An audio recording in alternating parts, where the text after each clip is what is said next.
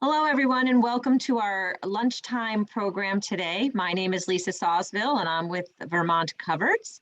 And today we are hosting Cassie Wolfanger from Audubon. She is a conservation research intern, research fellow, and we're excited to have her share with us about winter birds in Vermont, their survival in these extreme conditions. You know, we're going from 26 today down to -3 with a wind chill and -25 tomorrow. I mean, that's huge for these birds. So I'm excited to hear how this all affects the birds. I'm asking that each of you please mute yourselves. And then also, if you have any questions, we'll take them at the end, and I will ask those to Cassie, and we'll try and get through as many as we can.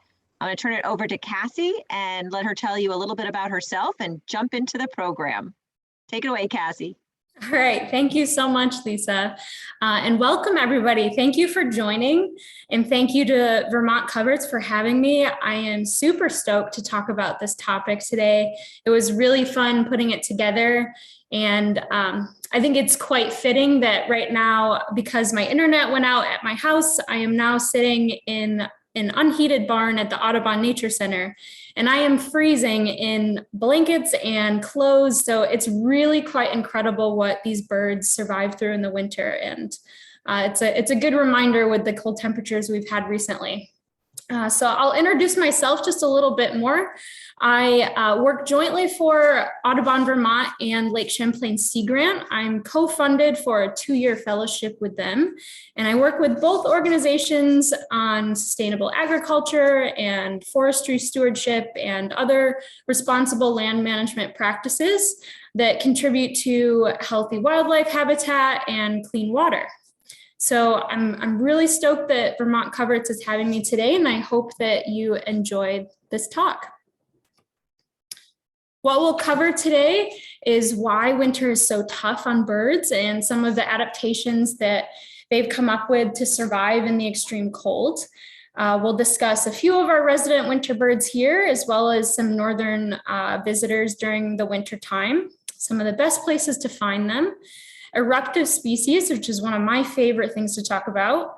I'll give a few land management tips and how you might be able to participate in observing, tracking, and reporting your observations of winter birds to eBird and other data collection sources. And then at the end, if we had time, I thought it'd be really fun to do a little bird ID quiz.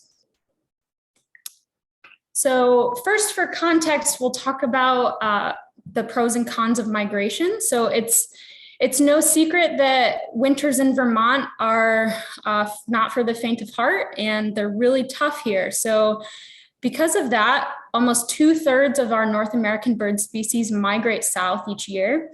Some of them go all the way to Central or South America. Some of them just go to the southern US or Mexico. And many of these birds are insectivores, so they're feeding on flying insects or caterpillars or other resources that are just generally not available here during the winter time. So for example, on the left here, that is the annual migration range map for the black-throated blue warbler. In the middle there is for the osprey. So they tend to migrate because they are strict piscivores. They eat only fish. And it's basically not guaranteed that there will be ice-free water here in the wintertime, so they also migrate. And we'll be focusing on species such as the blue jay on the right here, who generally stay where they are in the winter. So why is winter so tough? Well, it's long, it's dark, and it's cold. So temperatures dip way down. And daylight is much shorter days here, and food is scarcer. So birds are endotherms. They generate and must maintain their body heat in a narrow and specific range, typically around 105 degrees Celsius, or 105 degrees Fahrenheit, which is pretty warm. And most birds are diurnal, so they are active during the daytime only, and with shorter days, that gives them less time to forage. Birds lose heat through main mechanisms of radiation. So if you think about maybe your wood stove, you have to keep feeding it with wood to refuel, and it's constantly giving off heat. They lose heat through conduction by way of direct contact with a cold object. And they lose heat pretty fast this way compared to radiation.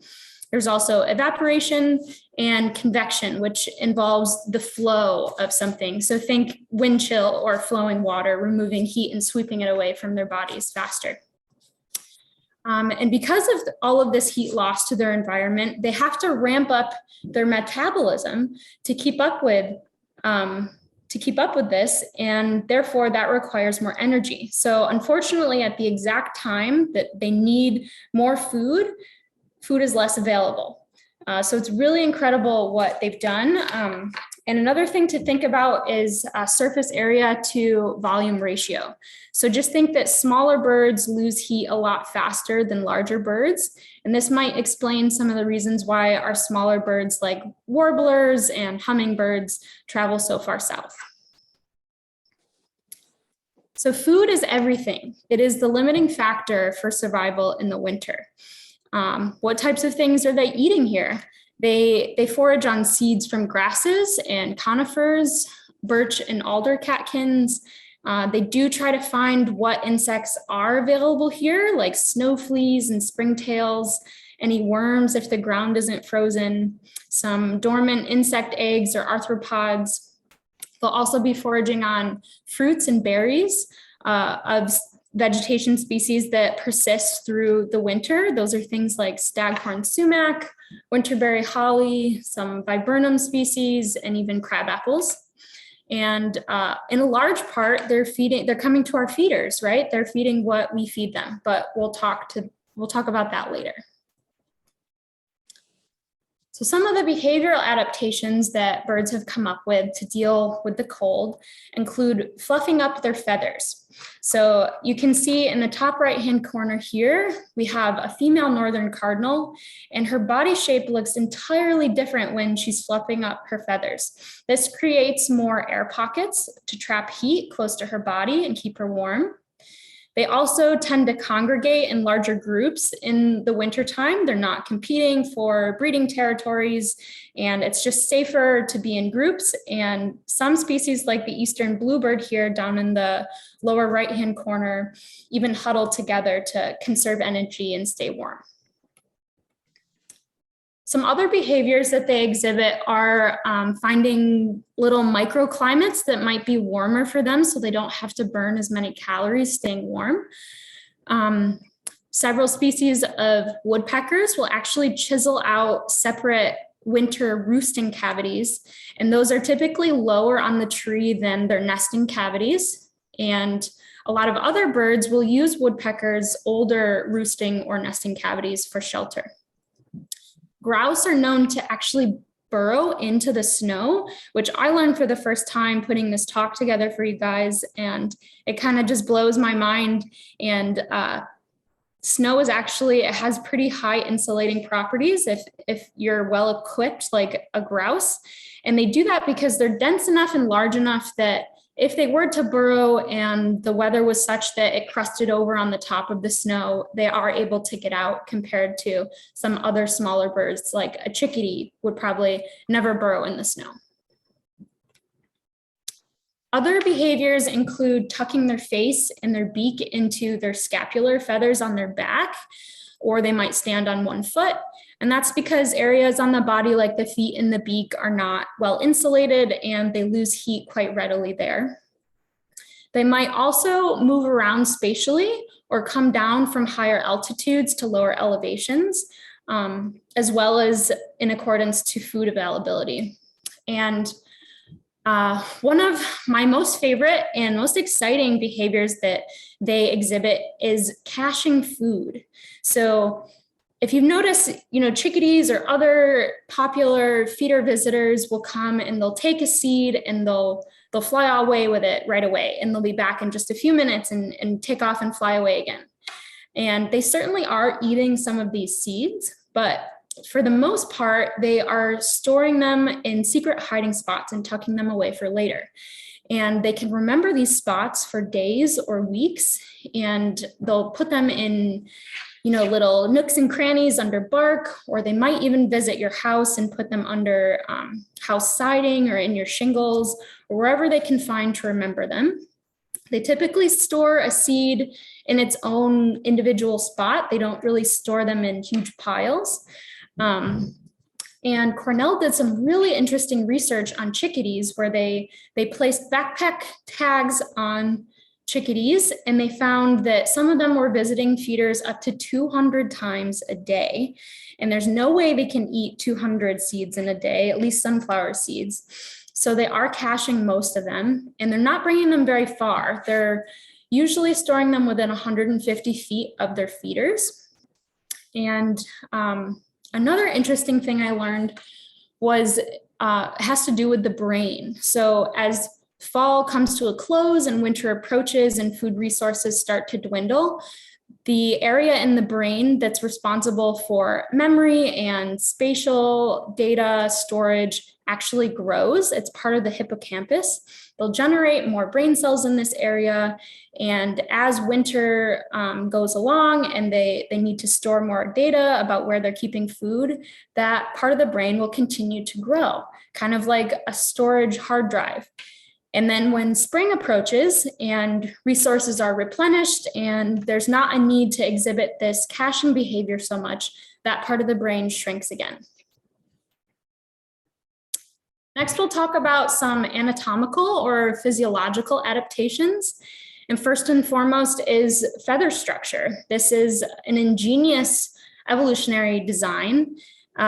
These feathers have tiny little air pockets between the barbules, and it's just, especially the down feathers keep really fluffy and warm close to the skin. And the outer feathers on the body, called the contour feathers, help to deflect wind and rain. So they work together for incredible insulating properties. Some other physiological adaptations include their winter plumage. So when they molt their breeding plumage in the fall and they're preparing for winter, they will actually grow more feathers, more down feathers, up to 20-25% more feathers on their body. So here you can see photos of the exact same species in breeding and non-breeding plumage. This is the American goldfinch. And on the left, his body is sleek and bright, and on the right, his body is puffy and it looks really cozy. So just like mammals grow thicker winter coats, birds sort of do the same thing. They also might shiver and contract their pectoral or sometimes their leg muscles to generate heat. And just like we do in most other animals, they can acclimatize. So this is on the cellular level in their body. It's basically just over a few weeks, getting their bodies used to colder temperatures and getting their metabolism to be a little bit more efficient at generating heat and maintaining it. Another adaptation is called controlled hypothermia, or also known as torpor. This is when birds slow their heart rate and slow their metabolism, and they can drop their body temperature from around 105 to as low as 80 degrees Fahrenheit, which is just insane to me to drop 25 degrees. This is typically only for a few hours or during the nighttime, and that's because they're not able to react to external stimuli as quickly or as readily in this state, so they're a little bit more vulnerable. And this is probably one of the coolest physiological adaptations birds have. It's called regional heterothermy and countercurrent heat exchange. And it has to do with the way that their blood vessels are structured in their circulatory system. So if we look at this picture on the left here in the top, this is what a limb of a mammal or a human might look like. And the arteries and the veins are a little bit farther apart in the limb. And for the most part, there's a consistent temperature throughout that body part. But in birds, their arteries and their veins are in very close contact, running parallel and in opposite directions. And as warm blood in the arteries is leaving the heart and the warm body, it transfers heat laterally to cold blood coming from the feet in the veins. And so this is just a really efficient way for them to sort of prepare that blood for its next destination while conserving energy and not expending, a lot of energy to warm it back up before it enters the body again. Now let's talk about some common residents we have here in Vermont. There are over 70 species that we see here during the winter time.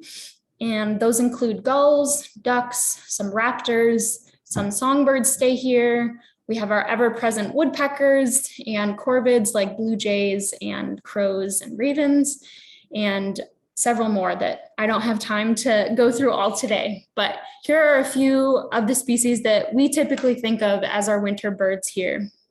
So we have the black-capped chickadee, or blue jays, tufted titmice. This is a white-breasted nuthatch. Down in the left-hand corner is a downy woodpecker. For our ducks, some examples are the mallard on the left and wood duck on the right. Our beautiful male northern cardinal in the red down there, a ring-billed gull, and then in the top right-hand corner is the dark-eyed junco, red-tailed hawk, and in the bottom right-hand corner is a mourning dove. So pretty reliably every year, we also have some northern visitors. And these are species who spend most of their time in the Arctic. They breed up there and they sort of winter down where we are. So it's sort of amazing to think that their haven or their warmer vacation is our winter here. But it is really fun when these species come down because we don't see them throughout the year. They're not here during the summer. Some examples are the common redpoll, the American tree sparrow, which is a little bit of a misnomer because they actually breed in the tundra where there are no trees.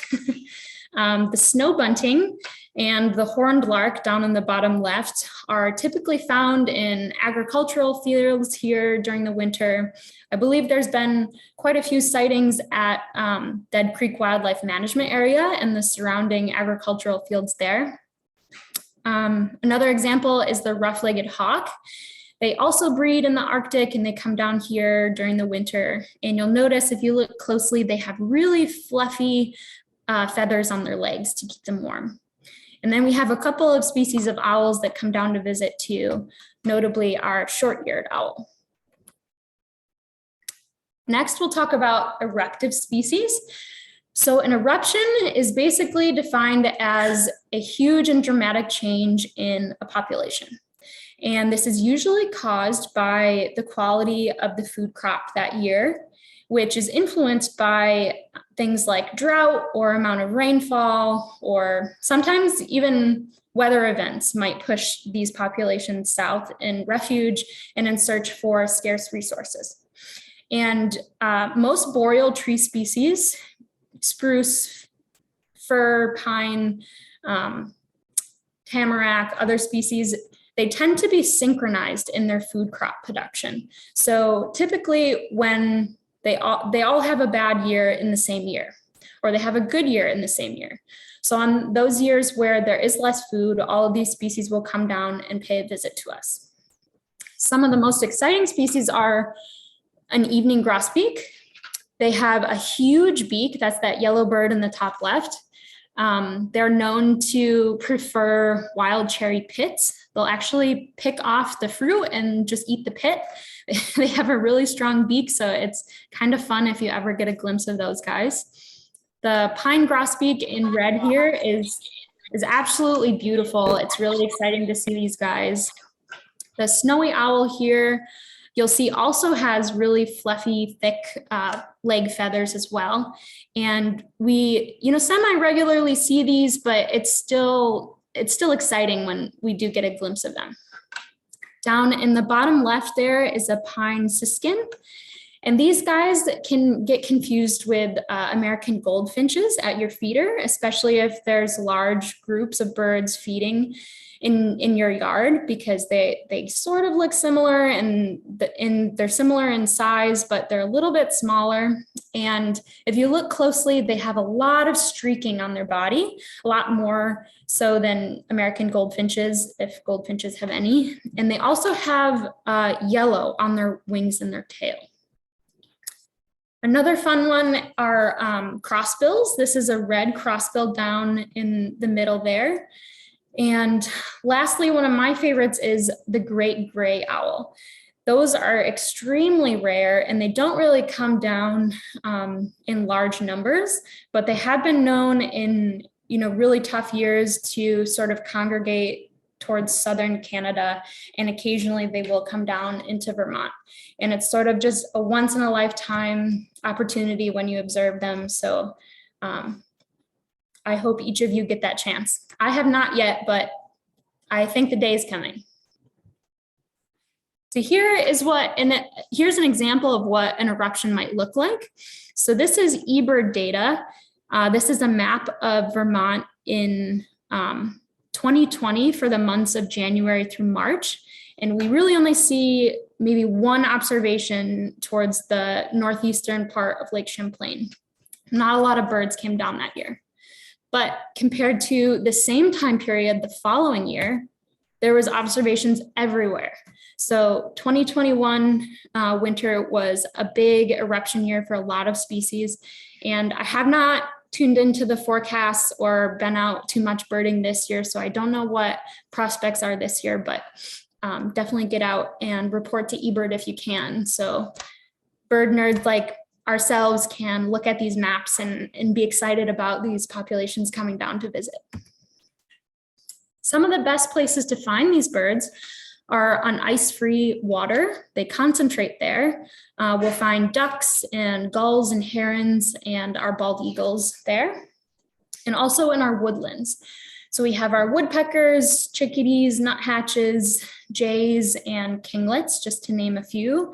They'll stick in that really thick, brushy shrubland or evergreen thickets or wherever they can find seeds, usually with in association with coniferous trees.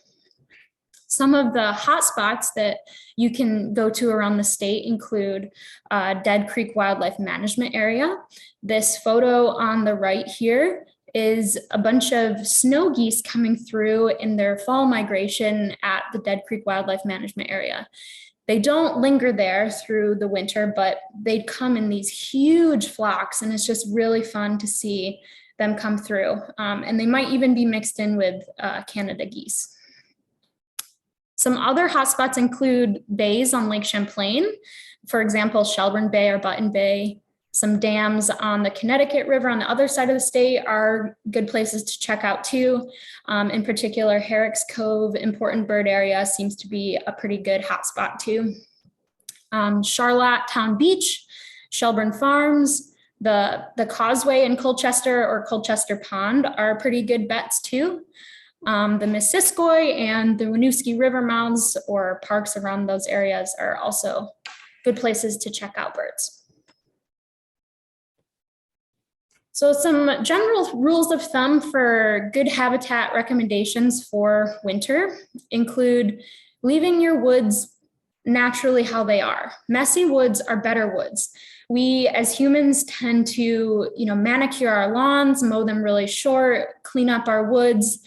Sometimes that's for firewood, but other times it's just for aesthetics, and wildlife really prefers things messy. So try to leave your brush piles and your snags and your downed logs wherever it's safe and wherever it's possible.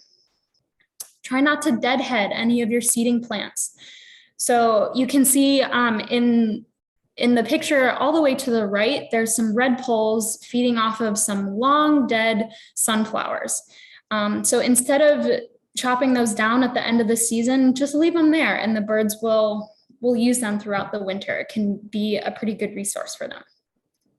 We also want to think about vertical structure and multiple layers in our forests. So we need a ground layer, a mid layer, substory, and then a canopy.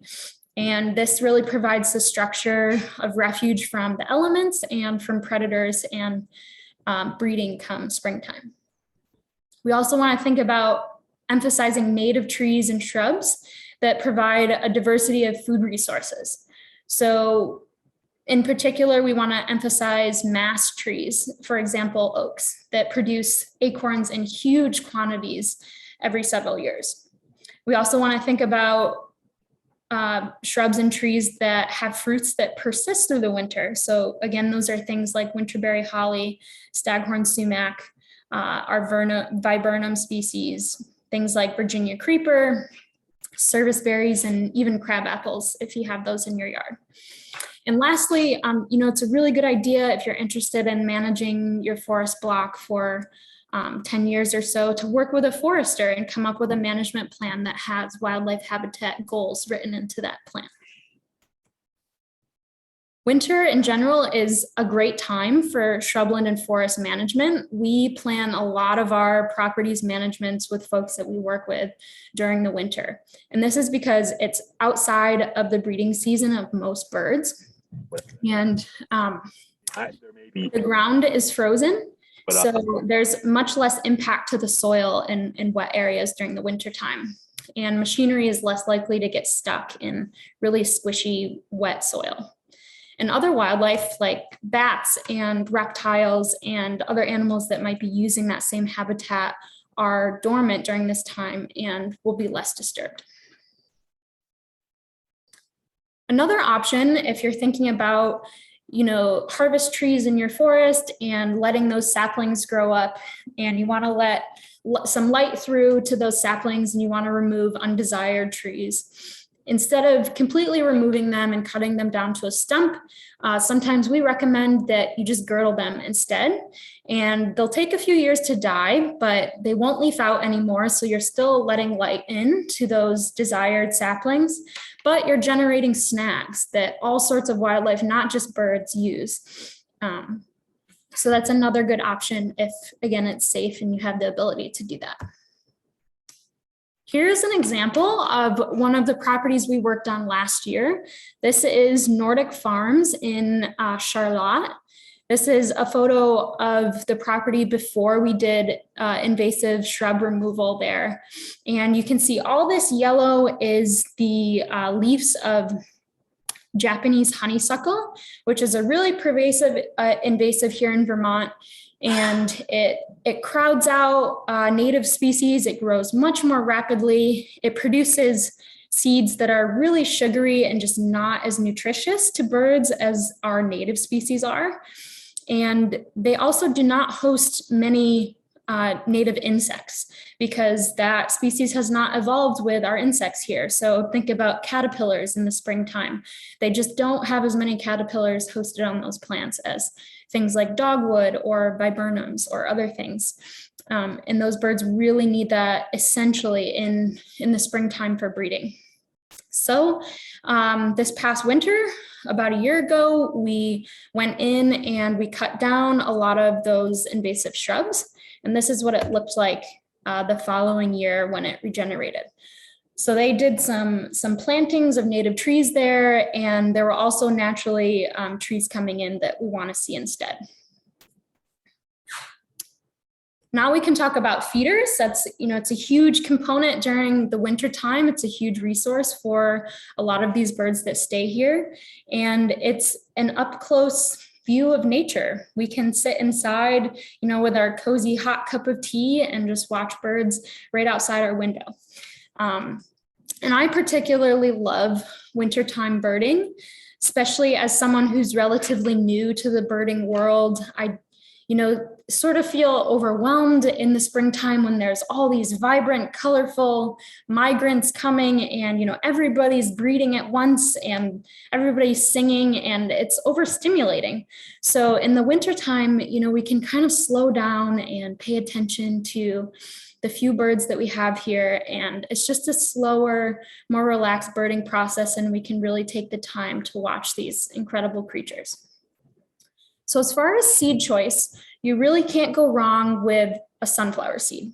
Black oil or striped sunflower are easy go-tos. They attract the highest number of species and in the greatest abundance. So that's really a good way to do it. They do prefer shelled seeds, of course, but they'll take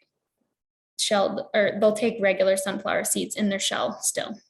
Some other common choices are safflower or suet, millet, Niger seed, or peanuts are a good one too. And a few recommendations we always like to mention are to place your feeder within 3 feet of a window or more than 10 feet away from a window to avoid collisions, or at least to reduce them. We also really try to push that you only put up your feeders after the bears have gone into hibernation in November or December. You know, we live in Vermont, we're in bear country, and to avoid wildlife conflicts and drawing unwanted bears into your yard, try to only put them up after they've gone in for the season. And try your best to clean your feeders regularly, at least before each season, and ideally every 2 weeks. This can just be quick soapy water or wiping it out. If folks remember last year, there was sort of this unidentified eye conjunctivitis going around a lot of birds, especially young robins and corvids, excuse me. And we think that, you know, this was probably spread likely faster, at least by feeders. So try to keep those clean. Here are some ways that you can get involved in birding during the winter. The Christmas bird count happens every year. It has since passed for this year, but it is put on by the National Audubon Society. And historically, on Christmas, there used to be a competition in the late 1800s, early 1900s to shoot as many birds as you could on Christmas Day. But as populations plummeted and, you know, people really started to appreciate nature more, that turned into counting as many birds as you possibly could on Christmas. And I can attest that this is a really fun thing to do. Everybody goes out on the same day that your section in your area has decided on, and it's really fun to see. I think you'd be surprised how many birds you find when you have 8-10 hours to look that day. The next one is Project Feeder Watch, and also the Great Backyard Bird Count are both put on by Cornell. Project Feeder Watch starts the second Saturday in November and goes through the end of April. And I do believe that there's a $20 fee just to cover administration costs. And I can put the links to all of these things in the chat closer to the end. But we also have our winter bald eagle survey going on right now. It started January 5th and goes through the 19th. It's a federal survey. It's coordinated nationally by US Army Corps of Engineers and locally here by Audubon Vermont's conservation biologist, Margaret Fowle. Lastly, some other good resources are an email listserv that you can sign up for. One of note is called VT Bird. It's run by UVM, and that's pretty good about sending out rare bird alerts. So, you know, if someone sees an eruptive species or something they're really excited about, this email will notify everybody who's signed up and subscribed. Another good one is the Vermont Birders Plus Facebook group.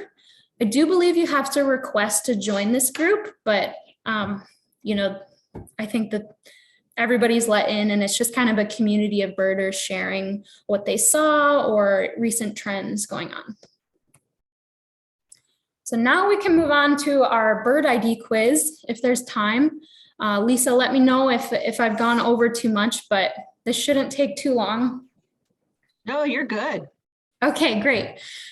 So if everybody, you know, knows this right away, just folks try to let folks who might be newer to birding take a few seconds to think about it and look the photo over, and then you can enter your guesses in the chat and we'll go over it in a few seconds.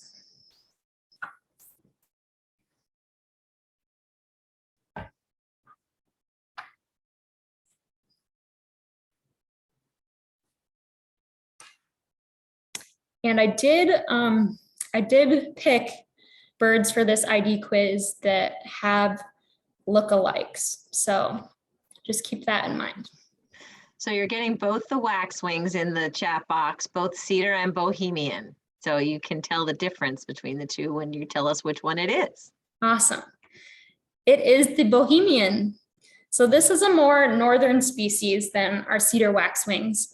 And they come down more so in the winter. And side by side, you can see some differences here. The bohemian is a little bit larger. It has a grayer body, a little bit more of a rust color, rust wash on its face. It has different wing patterns that include yellow on its wings there.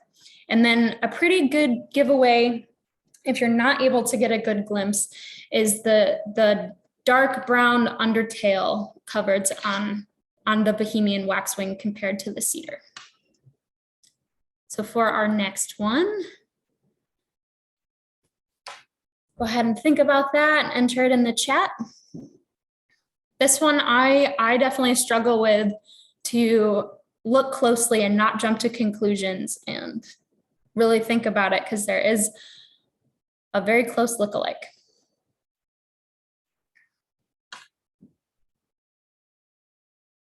So a few answers have started to pop up. Downy woodpecker, red-belly woodpecker, downy woodpecker, hairy or downy woodpecker. Okay, great. It is the downy woodpecker. This is our smallest woodpecker. And its close look-alike is the hairy woodpecker. They have nearly identical plumage. I try to stay away from that when thinking about IDing them, and I focus more on the bill. So the downy woodpecker has a very short bill relative to the size of their head. And in contrast, the hairy woodpecker has a longer bill, almost the length of its head. Oops. Okay, this is our next one.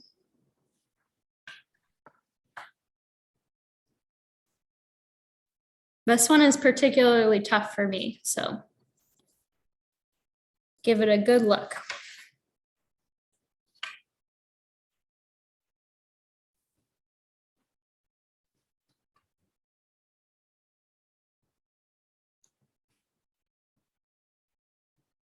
We're starting to get a few answers going in there.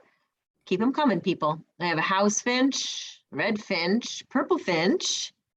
So we've got it narrowed down to a finch. It is a finch, yes. Good job. It is House a finch, purple finch. So it is a house finch. So if we look at the purple finch to the right, we don't see any body streaking, and we see quite a bit more raspberry red coloration all throughout its body, extending, below its breast, and a lot more red on its back and its wings compared to the house finch.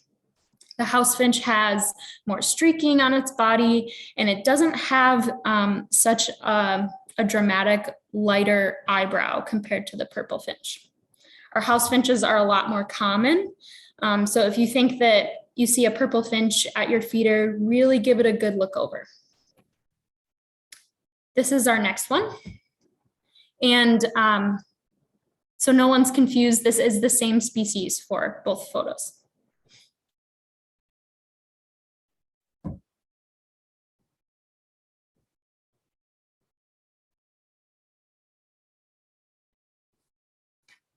So far you have them stumped.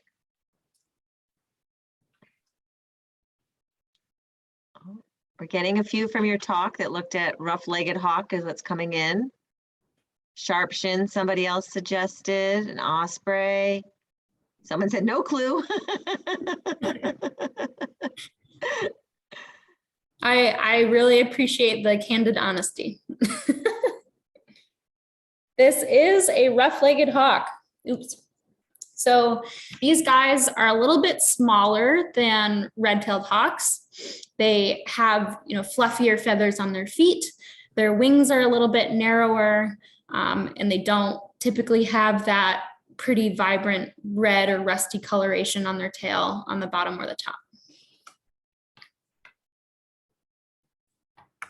And these are our last two for the quiz. They are different species. I'm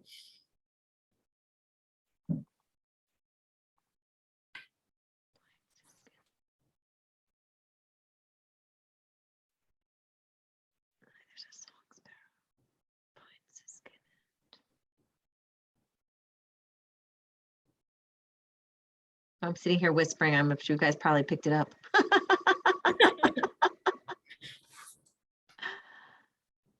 Okay, so we have some guesses that are starting to come in.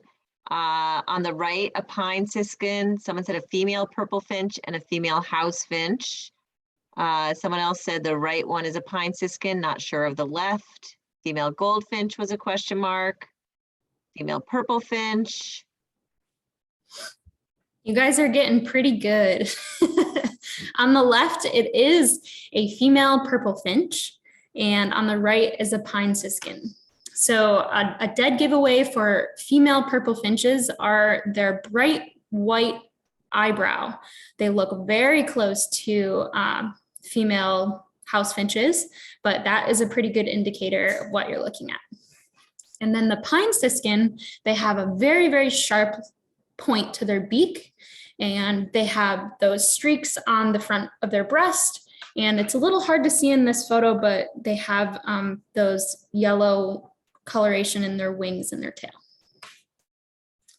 So that's all I have for my presentation and our quiz. And thank you so much for listening. And I'd love to, or at least attempt to, answer questions you have. So there was one question so far in the beginning that wanted to know, when we have these extreme changes in temperature, how do they acclimate fast enough to survive? Ooh, that's a great question, because everything that I have researched about acclimatization is that it does take some time for the body to get used to colder temperatures over days and weeks. So, you know, if we drop to sub-zero temperatures overnight, I think that their best bet is not acclimatizing faster, it's seeking refuge in, you know, some brush or a tree cavity or something. But if you would like to know more about that, I'm happy to look into it and email you with some more information. All right, another question, will birds eat the LDD moth eggs this winter? Well, I'm not sure what the LDD moth egg or the moth is. So it's the updated name for the gypsy moth. Okay. So the gypsy moth, we had an outbreak of gypsy moth here in the Champlain Valley. So someone was wondering if they would eat the eggs. Yeah, I don't particularly know about the eggs and if they would eat that. I do think that if they get hungry enough and they come across them, they would. I don't see why not. Other than maybe the consideration that that is a non-native invasive species. And typically when insects, you know, have not evolved with the same predators here, the birds tend to stay away from them. That's why we didn't see birds eating a lot of the gypsy moths, and they were able to take over. So I'm really not sure about that. And I'm not sure where LDD moth eggs overwinter, if it's in the leaf litter or in bark or where they deposit their eggs. But sorry, I can't answer that one. I'm not sure. A new one for you to research, Cassie. Yeah, definitely. Yeah, they lay their eggs on the bark. There are these brown things. I actually don't think the birds do eat those. And the caterpillars, they'll eat some, but not the volume that we get. And again, we haven't, you know, coexisted together. And so that's not really the way that they are controlled, unfortunately. Right. Someone else noted that they have bluebirds that stay year round. They wanted to know when they should clean out their nest boxes and of the old nests that are in there. Yeah, that's a great point. So you want to clean out your nest boxes very early spring or late winter. Depending on the year, you know, sometimes spring comes early or late, but I would say a safe bet is maybe like end of March, beginning of April. A lot of the birds start coming back, and you get old nesting material in there that you want to clean out, as well as a lot of wasps or bees will start to build their hives in there. So you definitely want to make sure that they're prepared for the birds when they come back. And it just keeps them cleaner and avoids spreading any diseases that might have been residual from the last residents. Great. Mary Beth wants to know, what type of habitats do rough-legged hawks prefer versus red-tail hawks? I don't know a lot about the rough-legged hawks other than they're beautiful. I would definitely have to look into that. I'm not sure if they are more of a forest species like, our Coopers or our Sharpies compared to red tails, but they are much smaller. And I have read about, them occupying the same habitats sometimes and being sure not to confuse the two. So I would be inclined to think that they share some of the same habitat, but for details, I definitely have to get back to you on that. Sorry. No worries. And they do here in the Champlain Valley. Tom wants to know how common they are in the Champlain Valley. And we see a lot of rough-legged hawks in the Champlain Valley this time of year. It's often you're double taking. Is it a red tail? Or is it a rough-legged? It's definitely a size issue, and then the coloring. You always see that red breast on the red tail that line right across is an easy distinction, but size also plays a role. So if you're in the Champlain Valley, take a look around and you have a good chance of seeing a rough leg. Awesome. Tracy also recommends Winter Whirl by Bern Heinrich, which is a great book if you're interested in adaptations in winter. You can see how critters are under the subnivean layer, which is under the snow, and it's just a wonderful read. So thank you, Tracy, for that. Is there a website to show Lake Champlain ice coverage? I don't know of one, but I wouldn't be surprised if there was. We don't have a lot. There's about 5 inches of ice the last time I checked down here near the Champlain Valley the Champlain Bridge. The whole lake has not frozen over for years. I don't remember the last year it froze over. Maybe somebody else on the call does, but it hasn't frozen over all the way for a while. Someone thanked you for one of the best presentations for amateur birders. Thank you, Trevor. I will say I learned about counter-current heat exchange. That was new for me, Cassie. So that was really, really cool. Yay, that makes me so happy because I had a ton of fun researching this topic and throwing it together and talking to the conservation biologists here at Audubon about it, but I was sort of learning as I was going. So I'm glad that some more experienced folks could take something away from it. Well, and that's what's great. Coverage is a peer-to-peer organization. We really want to learn from each other, which by Tracy sharing the book idea and you learning and sharing as you're learning and what you're excited about is really what this is all about, that we have the opportunity to really learn from each other. So that's awesome. Absolutely. Let's see. So snowy owls are not commoners in Addison County in winter. Is there an alert for unusual bird sightings in Vermont? So that's true about them not being common. They just come down sometimes more than others. Yeah, it's irregular. It's not every year.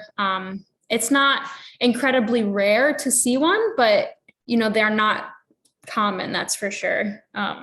And I do know that VT Bird listserv for emails is a really good resource for getting alerts on that. How would they sign up for VT Bird? Do you know? Yeah, it's a website. UVM hosts, it's a pretty outdated website, but I believe you just enter your email and then it will subscribe you to a list that these alerts go out to. And I can actually, in the chat, I can put links to some of those resources to participate in now. I'd have to pull up the VT Bird. Oh, that's not gonna put in the links. But if you just Google VT Bird by UVM, the first return should be that subscription. lot of comments. It was a great program that they really enjoyed it. So that's really, really good. I will say that other places that you can go to look for bird distributions, you can look on iNaturalist and just sort of see what's in your area. It's a great way if you're going to go out birding to look at what was been seen in your area. And that's one way to do it on iNaturalist. That is an app and a website, so you could try that. Someone else put the chat in the book, alert@birds.cornell.edu for eBird. So thank you, Russell, for sharing that. Cindy shared a list.uvm.edu. So we have some active birders on here who know how to find that information. So thank you all for adding that in there as well. It was great for us to learn today, Cassie, with you. Thank you so much. I'm not seeing many other questions. I'm going to leave it open for a couple questions.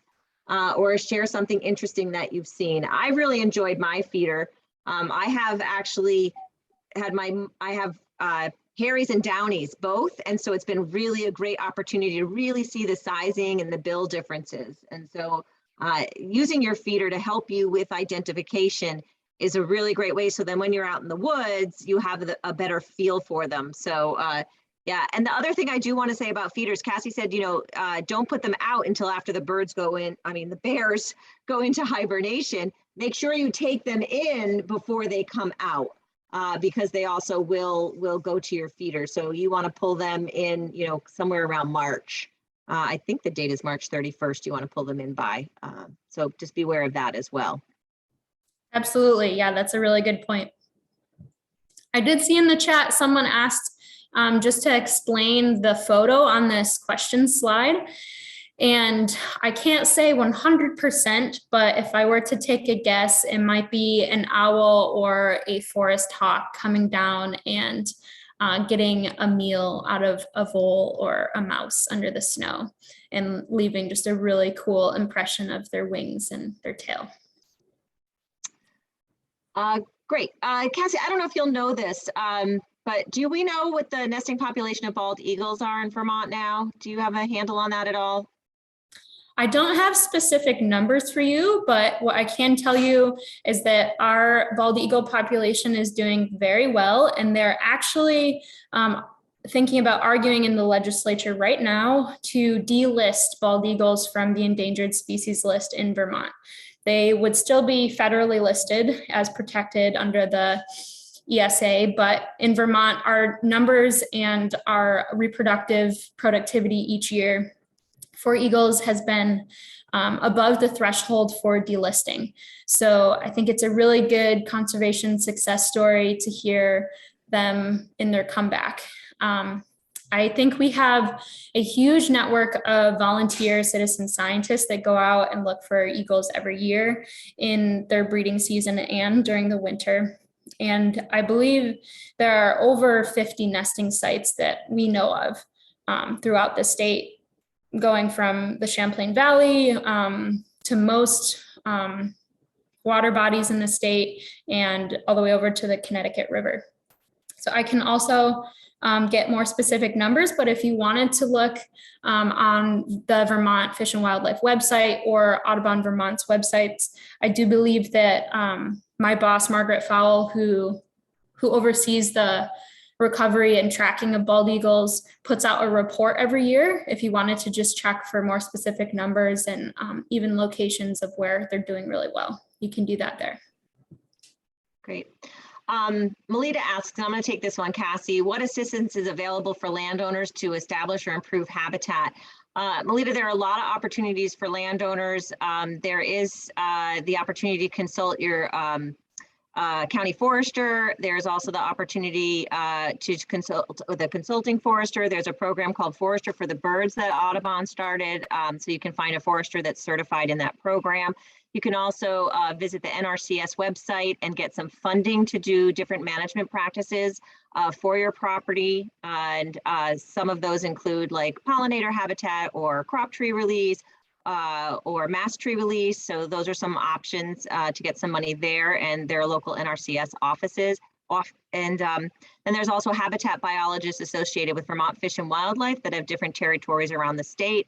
It depends on where you are in the state. If you contact me, I'll put my link in the chat box. I'd be happy to help direct you in some direction for where you can get some assistance. And let's see what the next question is.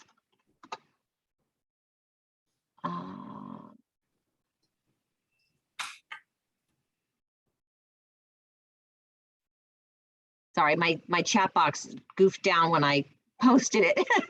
Oh, that's okay. Thanks for taking that last one. That was very well executed, much better than I could do, Lisa. Polly suggested searching the NOAA.gov website for Lake Champlain ice cover information. Terry mentioned that Margaret does the surveying. She mentioned there's a summer survey, so maybe she can use some help for that. Stan notes that the UVM Backyard Woods course, Coverts was a part of helping create that, and it's an awesome program for landowners with parcels under 25 acres. Is very helpful and informative, and you can view when the next one is at the extension website, UVM extension. Cynthia gives a shout out to Vermont Coverts on managing land for wildlife. And I will, while you say that, Cynthia, note that our cooperator training had been on hold for the 2 years due to COVID. We are planning, and I say planning because we'll see if anything, throws a wrench in our workings, but of having in-person training for the Vermont Coverts Cooperator Program. You can learn more about that on our website. And we'd love to have anybody that's interested be a part of that. And I will put the website. Give me a second. I can't seem to do two things at once. There, that's in the chat now. All righty, Cassie, we're rounding on 1 o'clock. So I want to give people a chance to, if any last questions in the chat box, or if you have any last comments that you would like to make. If there are no more questions, I just want to say thank you again so much to Lisa and Vermont Coverts for having me. And thanks for everybody listening and spending your lunch hour with us and thinking and caring about birds. Great. Thank you so much, Cassie. Everybody have a great day. Enjoy the winter birds and stay warm. Take care.